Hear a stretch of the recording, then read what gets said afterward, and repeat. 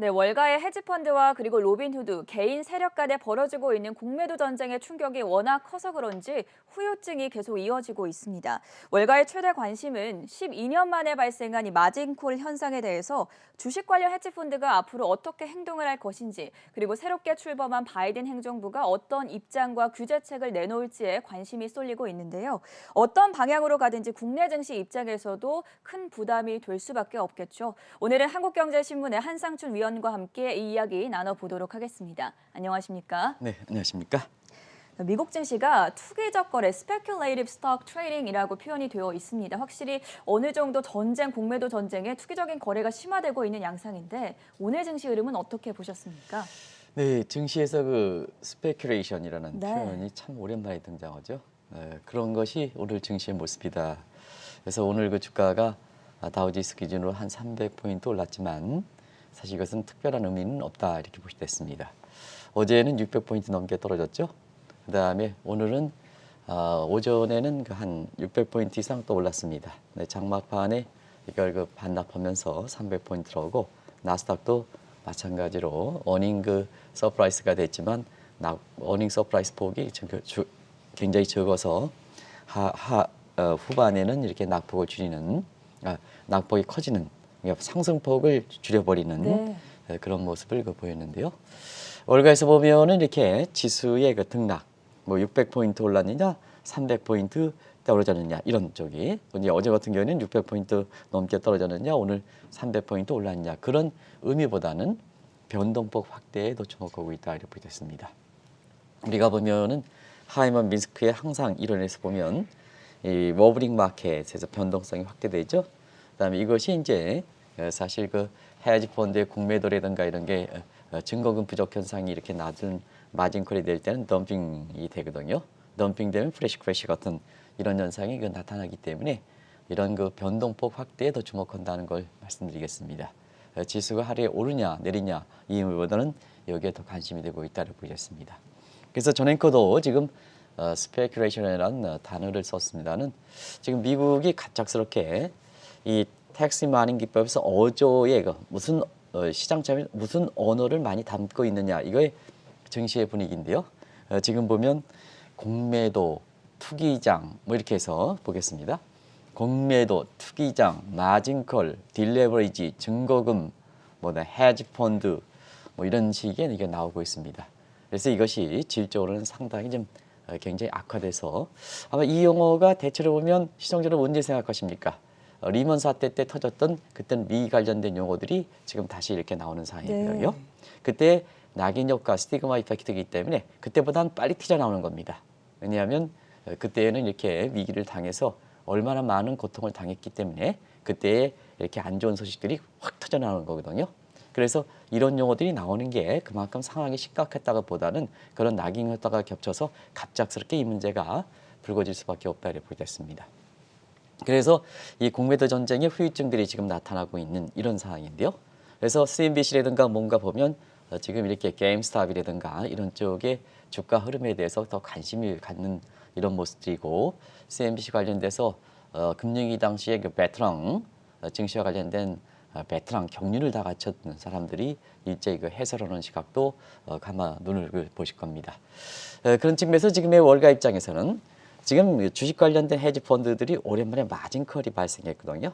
근데 이제 마진콜이 발생하면 이걸 메워야 되거든요. 그래서 어디서 메울 것이냐. 과거처럼 미국의 2009년 때 리먼 사태 때 그때 당시에 그 글로벌과 인베스트 뱅크들이 마진콜이 발생했을 때 이걸 한국에서 중국에서 매수했기 때문에 글로벌 금융위로 전염됐거든요. 그런 측면에서 한국 증시에도 이게 관심이 됐다 이렇게 됐고요. 그다음에 이걸 그냥 가만 놔둘 것이냐. 더더구나 트럼프 하면 투기고 바이든 하면 투자하지 않습니까? 그런 상징적 의미를 갖고 있거든요. 근데 이제 바이든 하면 아주 정숙하고 신사답고 아주 모든 원칙을 지키고 균형을 중시한다. 이런 게 상징적 의미지 않습니까? 이번 대선 과정에 트럼프는 투기하고 거짓말하고 자기 마음대로 이렇게 하고 이런 게 모습이지 않습니까? 그래서 지금 바이든 정부는 출범 초에 이런 문제를 겪다 보니까 어찌됐든 이 상황이 심각 여부를 더 심각하기 전에 본인들의 이렇게 어떤 깨끗한 이미지, 미 국민들이 전임 대통령이 투기, 거짓말, 가짜 이런 거에 대해서 사실상 이렇게 기대를 반대적인 차원에서 기대를 하는데요.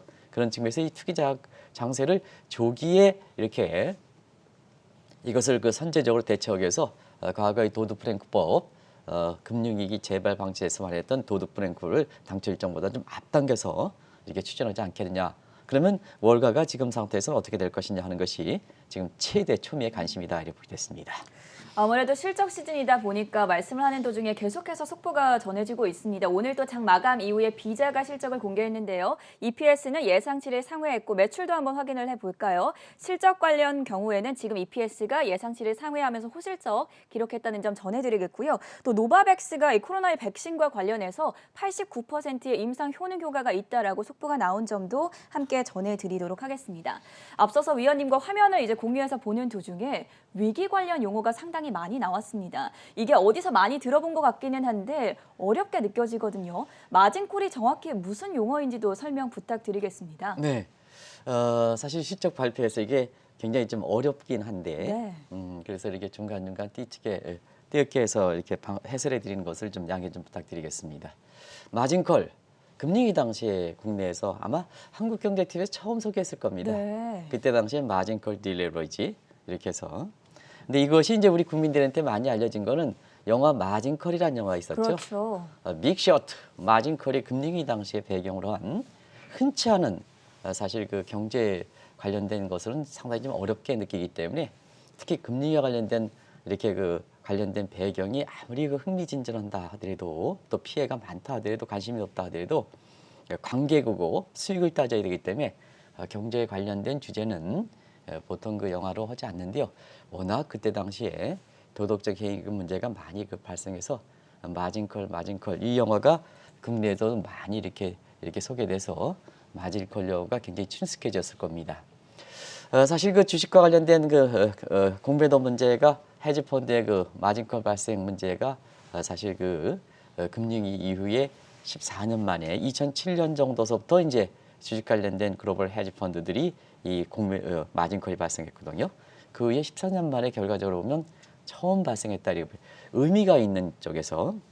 근데 이 마진콜은 아마 시청자분이 영화와 관계없이 이 한국경제TV 방송을 통해서도 잘 들으셨으면 그때마다 마진콜 용어가 많이 들으셨을 겁니다. 아마 대표적으로 2016년 2월 달 이때 어떻게 기록하십니까? 원유 관련된 DLS 상품들에 넣으신 분들이 굉장히 고통스러웠던 때입니다.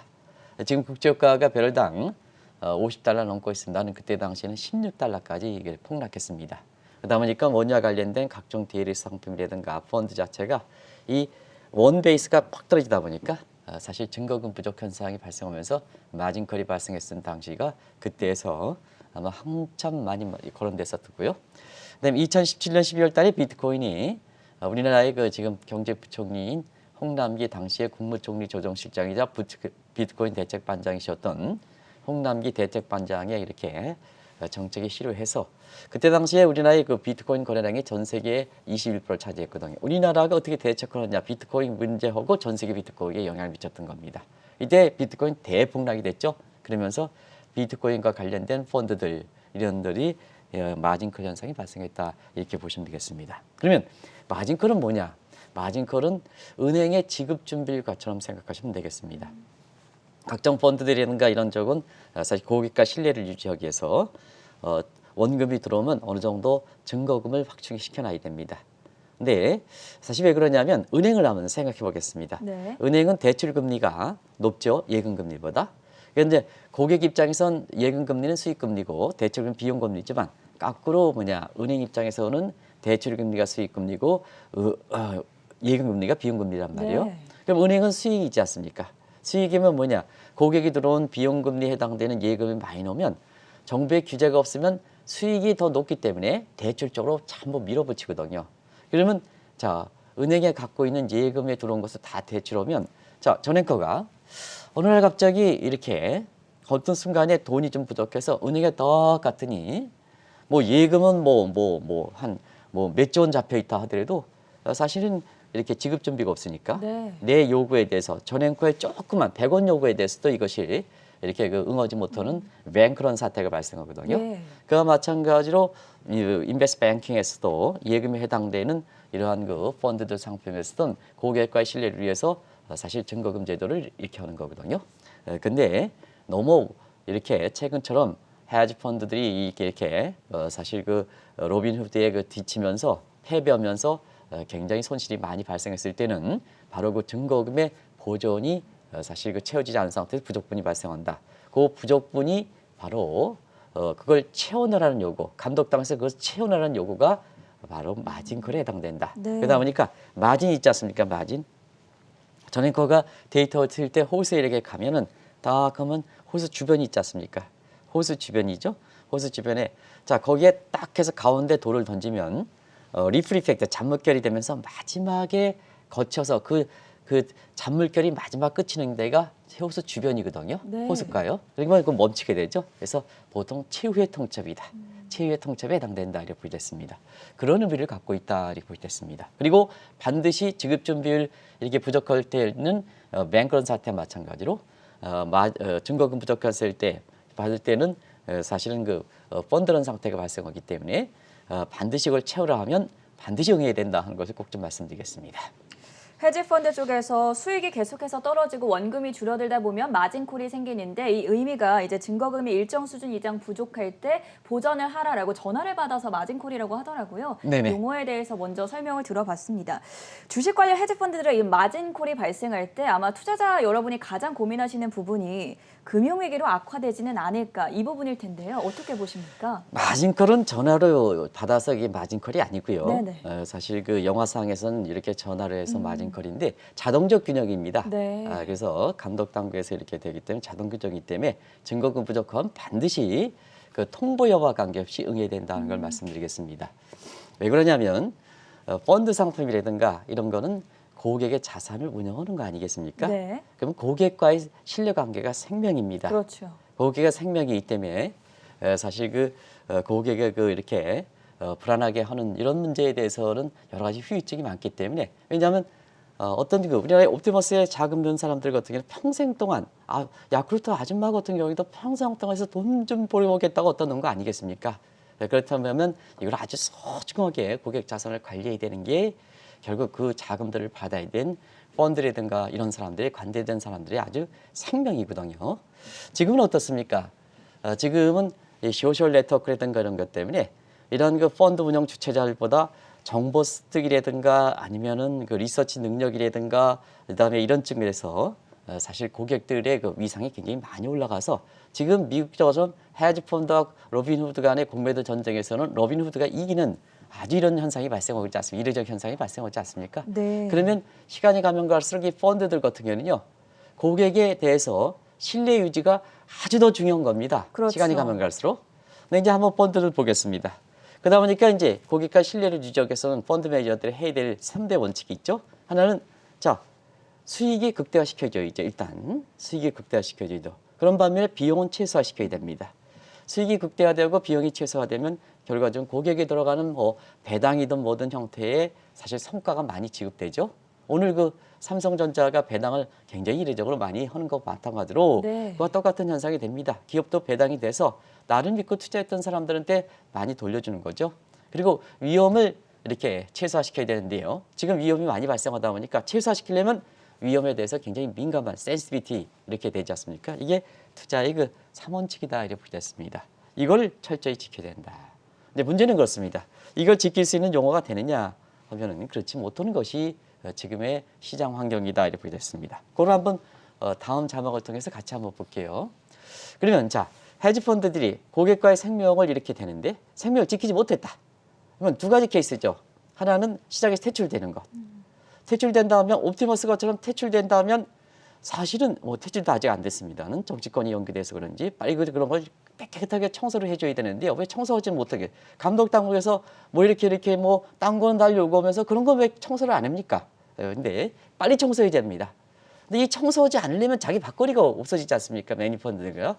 그래서 보통 증거급이 보존해라는 요구가 됐을 때는 마진컬일 때는 반드시 딜레버리지 연결된다 이렇게 됐습니다. 그래서 기존 투자 자산을 위해서는 그래서 딜레버리에서 메워놔야 된다. 그 중에서 세컨드리 이펙트가 되는 겁니다. 제2의 파장 효과가 되는 겁니다. 그 과정을 한번 볼게요. 디레버리지라는 용어가 또 새롭게 나왔습니다. 마진콜하면 반드시 함께 거론되는 용어인데 이건 어떤 의미를 가지고 있습니까? 어제 로빈후드에 패배했던 네. 헤지펀들이 이렇게 마진콜이 발생하면서 벌써 딜리버리지 얘기가 나오는 거였어요. 네. 자, 그러면 이제 증거금 부족했습니다. 마진콜 요구 받았습니다. 채워놔야지 고객과 신뢰를 대고 자, 내 마진콜, 내 펀드를 계속해서 운영할 수 있지 않습니까? 그러면 사실 이 부족 펀드를 어디서 하느냐? 자, 그러면 마진콜이 발생하면 일단 신규적으로 보면 그 펀드에 대한 신뢰가 떨어졌기 때문에 신규 자금이 들어오진 않습니다. 그러면 어떠냐? 기존의 투자 자산을 회수하는 어떻게 해서 팔아가지고 매어 있죠. 그래서 그동안은 지렛대로서 쭉 해서 올렸다가 이제는 쭉 내린다. 레버리지 비율을 쭉 내린다. 딜레버리지다 이렇게 볼 수도 있습니다. 근데 중요한 것은 자, 이 증거금의 부족분이 사실상 굉장히 좀 커지면 이렇게 기존 투자 자산을 메우는 과정에서 굉장히 다른 데도 파니까 자, 예를 들어서 한국 주식을 팔면 한국 주가가 떨어지지 않습니까? 네. 그러면 한국 주가에 간당간당해서 먹고 살았던 이런 사람들 입장에선 주가가 떨어지니까 거기도 증거금 부족 현상이 발생하지 않습니까? 그러면 여기도 이제 증거금 부족, 자기 투자의 재산들을 다시 이렇게 팔아서 넣어야 되지 않습니까? 그래서 연쇄파덕이 된다. 그래서 그런 과정에서 자국 위기가 발생했던 국가의 크레딧 크런치, 신용 경색뿐만 아니라 이것이 지금처럼 금융 사이드에서 하이 커렉션 소사이티에서 보면 다른 기관으로 다른 국가로 파장이 된다 이렇게 됐습니다. 이런 것이 미국에서 리만 사태가 이렇게 터졌지만 결과적으로 보면 오히려 신흥국이라든가 이런 데에 파장되면서 글로벌 금융위기로 된 거다. 네. 그때 한번 생각해 보시기 바랍니다. 이게 뭐냐?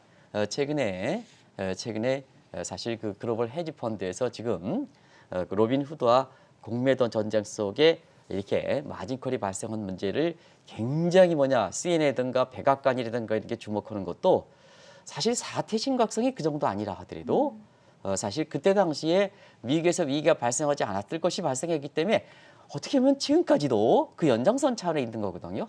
지금까지 미국 경제가 지금 회복됐다 하더라도 성장률이 회복되지 못하는 상태고요. 또 한 가지는 출구 전략을 제대로 추진하지 못했지 않습니까? 2015년 12월부터 금리가 올라왔는데 코로나 사태를 터져서 다시 제로 금리가 되지 않습니까? 그렇죠. 그러면 금융위기 이후에 풀렸던 제로 금리라든가 이런 측면을 아직 회수하지 못하는 상태거든요. 네. 여기에 또 맞아 터졌으니까 이 문제가 그렇게 굉장히 중요한 겁니다. 이 문제가. 그래서 이렇게 되는데요. 한번 그때 당시에를 이렇게 한번 보면 그때 그런 얘기를 했습니다. 저도 미국의 그때 굉장히 개인적인 데서 미국의 월가 특판에서 서프라임 사통을 다 지켜보다가 이 한국에 이렇게 딱 들어와서 이렇게 자산운용사에서 그때 차이나의 주가가 상해 지수가 6,300에서 5,900 정도 떨어질 때입니다. 네. 저걸 좀 강의 좀 해달라 그러더라고요. 근데 그때 당시에 이렇게 차이나와 관련돼서 아주 이렇게 펀드가 아주 유행했었습니다. 근데 6,300에서 5,900 떨어질 때 그때 아주 러스컷 했으면 아주 적당하게 했었거든요. 러스컷 해라. 더 떨어진다. 그때 마진컬 대비해서 딜레버리지를 어떻게 선택하느냐 하면 보통은 자, 미국에서 위기가 발생했지만 미국에서 위기가 발생하면 미국은 전부 매도입니다. 그러다 보니까 기존 투자 자산을 회수해야 되는데 팔려야 되지 않습니까? 근데 파는 사람만 있지 사는 사람 없지 않습니까? 그러다 보니까 아까 말씀드렸지 덤핑이 워브링 마켓이 중요해서 덤핑 쳐버리게 되거든요. 네. 그러면 그 덤핑 쳐버리면 투자 자산에 됐던 사람이 내 고객 자산이 그만큼 손실이 되는 거 아니겠습니까? 그렇죠. 근데 이제 한국과 중국 같은 경우에는 괜찮거든요. 그러면 여기는 자, 주식에 대해서 판 자산의 수요가 있으니까 조금 러스컷 해가지고 팔더라도 팔린다는 얘기입니다. 그러다 보니까 고객 자산을 덜 훼손시키는 겁니다. 그래서 미국에서 위기가 발생했지만 오히려 한국이라든가 중국이 더 많이 손실을 갑니다. 그래서 그때 6,300에서 5,900 딱 떨어질 때 결과적으로 파십시오. 더 떨어집니다. 파십시오. 그때 이렇게 팔더라면 굉장히 그 자산운용상 같은 경우는 그때 최고 책임자가 있었었는데요. 그 얘기하자 나가버렸습니다. 근데 결과적으로 어떠냐 하면 상해 지수가 6,300에서 1,700까지 떨어졌습니다. 네. 그게 왜 국내 이게 증권사들의 차이나 펀드와 관련된 항목입니다. 이게 그래서 그렇게 한국도 관심이 되고 중국도 관심이 되는 겁니다. 그래서 리먼 사태 보면 위기 발생국인 미국이 있잖아요. 다우지수가 45% 떨어진 데 반해서 위기를 피해갈 거로 보았던 한국이 65% 떨어졌고 상해가 73% 떨어졌습니다. 오히려 신흥국 시장이 더 큰 그렇습니다. 타격을 입었군요. 이게 뭐 유명한 버터플라이 이펙트, 나비 효과 하지 않습니까? 네. 나비 효과. 위기에서 왜 글로벌 전략을 해놓느냐. 위기가 발생하면 다른 국가에 전가시키는 것, 정가시키는 것. 글로벌 독점력을 위해서 다른 데 정가시키면 설령 위기는 미국에서 발생했지만 위기에 따른 비용을 미국에서 그대로 하면 미국 사람들이 희생이 많이 겪겠지만 다른 나라 정가시켜버리니까 미국은 뭐냐. 미국은 이 위기 사태에 대해서 미국 국민들이 피해가 최소화시키면서 결국 지금 상태에서 그 금융위기에 대해서 극복하는 모토가 됐던 겁니다. 모토가 됐던 것. 이렇기 때문에 미국에서 이렇게 보면 자, 이 문제에 대해서 굉장히 주목하는 것도 바로 이런 측면이다. 이제 문제는 그때에 비해서는 자, 금융이 그 뒤에 리쇼링 정책이라든가 뭔가 이래서 또 각국도 이제 타산지석을 삼았으니까 네. 교훈을 얻었으니까 금리의 국수지가 났지 않습니까? 국수지가 되니까 자, 이번에 글로벌 헤지 펀드들의 이게 마진콜에 의해서 딜레버리지가 되면 다른 국가의 투자 자산을 회수해서 커는 것이 과거만큼 쉽지 않기 때문에 결국 미국이 고스란히 안아야 되지 않습니까? 네. 미국이 고스란히 안아지니까 지금 전초 조지짐이지만 미국의 감독 당국에서는 아주 민감한 반응을 보이고 미국의 언론에서는 민감한 반응을 보이는 것이 바로 그렇지 않습니까? 배강원에서 그렇지 않습니까? 네. 그래서 제가 오늘 주가의 상승에 대해서 뭐 300포인트 올랐다 해서 전일에 대비해서 정상화됩니다. 그런 쪽이 되지 않고 미국에서는 방송에서 지수의 상승폭보다는 전부 이 문제에 어떻게 될 것이냐 하는 게 주목하는 것도 바로 그런 측면이라는 걸 말씀드리겠습니다. 이렇게 최근 들어서 주식 관련 헤지펀드의 마진콜이 발생한 것을 두고 일각에서는 금융위기 당시보다 더 심각하다라고 평가를 하고 있는데요. 이 부분에 대해서는 어떻게 보십니까? 지금 로빈후드와 싸웠던 헤지펀드의 실체가 바뀌었기 때문에 그렇죠. 네. 실체가. 우리가 보면 자 2008년 헤지펀드들의 이몰세스 글로벌 금융위기지 않습니까? 그래서 오바마와 그때 부통령이었던 바이든 간에 만들었던 것이 더드 프랭크법. 아, 그렇죠. 그다음에 그게 바로 미국의 금융 단일법입니다. 그래서 그걸 기억해서 시청자 여러분 아시겠습니다는 헤지펀드의 대부가 누굽니까? 조지 소로스 아닙니까? 컨터 펀드, 타이거 펀드. 그래서 이 규정이 워낙 심해가지고요. 아마 2011년에 유명한 조지 소로스가 내 가족의 자산을 제외하고는 남한테 다 돌려줬습니다. 내가 열심히 해봐야 수익을 못 낸다. 그래서 거기에 우리나라도 지금 누가 뭐 강무식회 하시는 분들이 아마 그런 사태에 터져서 아주 이렇게 고객 자산을 한번 이렇게 돌려준 경우도 있어요. 그런 사태도 있어요. 그래가지고 지금 여러 가지 방송에서 많이 나오시는 이렇게 K 회장님인데 내가 특정 명칭을 국내에서 민감하기 때문에 좀 말씀드리지 않겠습니다. 그겁니다. 근데 사실은 이거 금융은 아주 이렇게 그 생명력이 강해서 그런 환경이 도출돼서 그걸 또 피해가지 않습니까? 법을 피해가지 않습니까? 그래서 헤지펀드의 변신이 나타났던 것이 바로 행동주의 헤지펀드다 이렇게 됐습니다. 그러면 이제 행동주의 헤지펀드는 트럼프 정부 때 아주 기가 막혔죠. 행동주의 헤지펀드가 딱 해서 폴싱어라든가 나오는 상태에서 트럼프 정부가 들어오니까 오바마 지휘기 차원에서 금융 단일법을 폐기시켰단 말이에요. 네. 폐기시키다 보니까 그냥 이 헤지펀드들이 행동주의 헤지펀드들이 기승을 부릴 수밖에 없죠. 그런 것이 코로나 사태 이후에 행동주의 헤지펀드들이 기승을 부렸던 사건이다 이렇게 보였습니다. 그런 자원에서 행동주의 헤지펀드에 대해서 아마 작년부터 계속해서 말씀드린 것은 한번 보겠습니다. 행동주의 헤지펀드. 아이고 주주의 가치를 극대화한다, 지배구조 개선한다. 이런 사람들이 보여주는 태도. 국내도 뭐 강성부 펀드라든가 이게 대표적으로 행동주의 헤지펀드를 본인들이 자처하기 때문에 제가 말씀드리겠습니다. 자, 고객의 자산을 이용하는 거냐?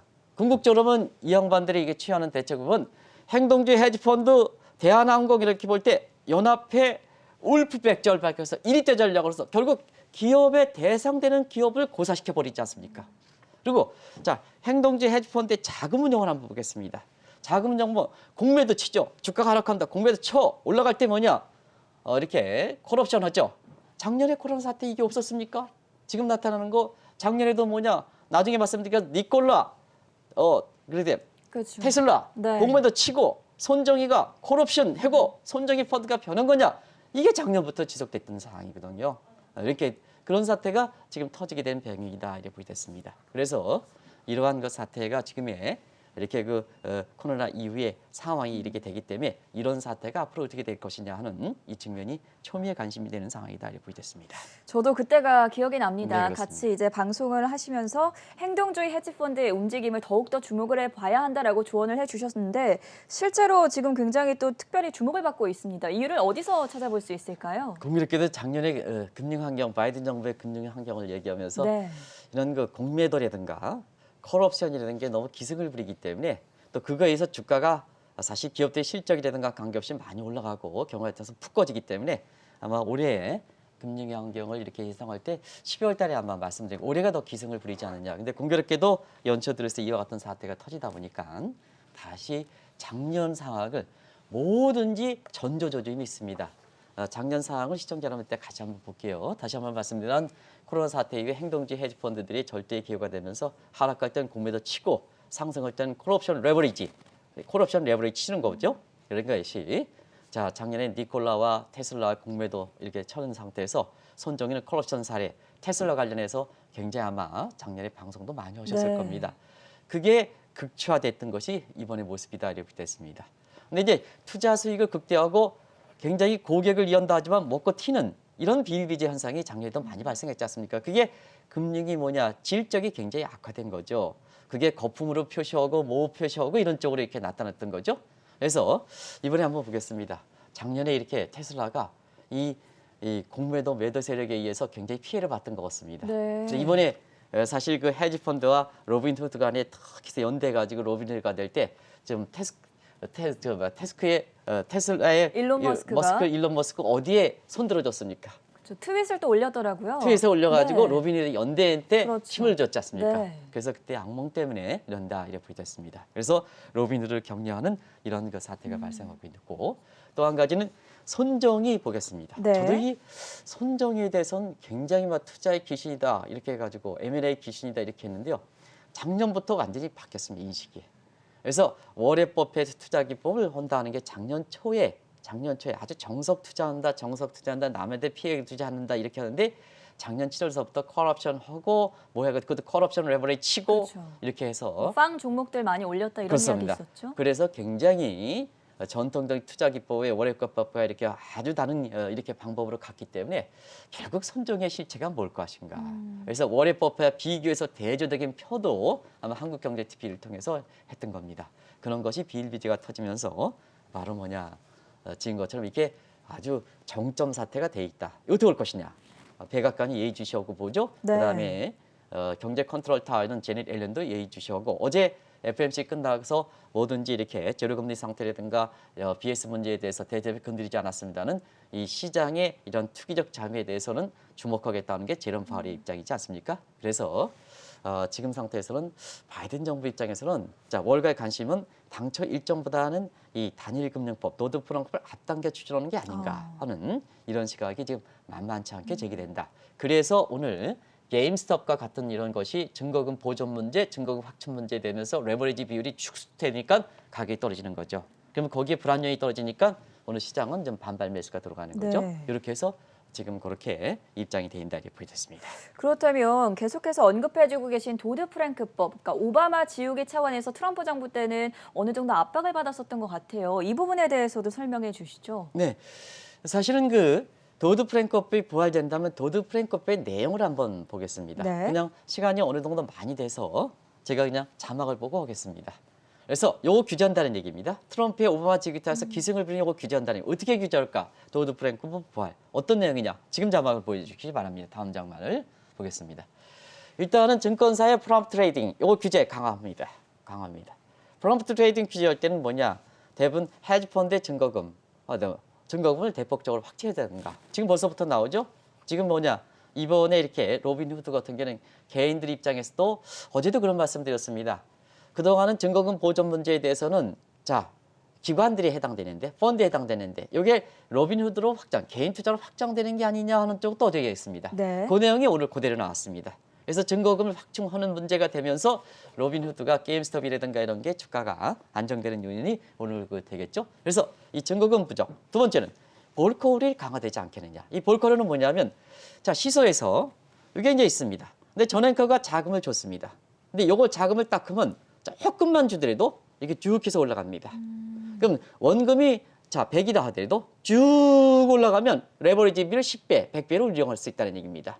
그래서 이게 레버리지 현대. 이렇게 되면 자 내가 재산이 원금이 증시에서는 원천이 100인데 자산 가치는 100배 하면 1000으로 가 거품. 나중에 이게 지금 뭐냐 거품이 붕괴되면 굉장히 지금과 같은 어려운 상황이 되는 거죠. 그래서 이 레버리지를 규율을 하는 것이 바로 볼코리에 해당됩니다. 이거 강화된다. 그리고 공시의무를 강화하겠다는 얘기입니다. 평평한. 과거에는 상장세만 이렇게 해서 공시의무를 완전 공개 원칙이 됐습니다. 근데 자 행동주의 헤지펀드들은 어떠냐? 제한적 공시했거든요. 우리 상법 개정 나중에 말씀드리겠습니다. 제한적 공표했거든요. 근데 자 어떻게 그렇게 할 수 있느냐? 행동주의만 좋게 하느냐? 지금 같은 이렇게 자기네 극치하기 위해서 이렇게 어려운 문제고. 자 뭐 우리 대한항공이라든가 뭔가 이렇게 해서 국격은 이렇게 해서 이렇게 공격하는 이런 모습이 보이지 않습니까? 네. 그러다 보니까 이거 평평하게 했다 하는 것이 도드 프랭크의 내용입니다. 그래서 문제는 자 과거에는 2008년 당시에는 기관 투자가고 펀드들이 주가됐습니다는 개인들이 비중이 적었습니다. 근데 지금은 뭐냐? 지금 어떻게 쓴 거? 헤지 펀드 대비해서 이 로빈후드가 이기지 않습니까? 그렇죠. 그만큼 뭐냐? 로빈후드 개인 투자 비중이 컸지 않습니까? 네. 그러다 보니까 이 투기장화 문제에 대해서는 자 이런 도드 프랑크벨 내게 적용 범위를 자 개인 투자까지 확대하느냐 이 문제도 어제 말씀드렸던 거거든요.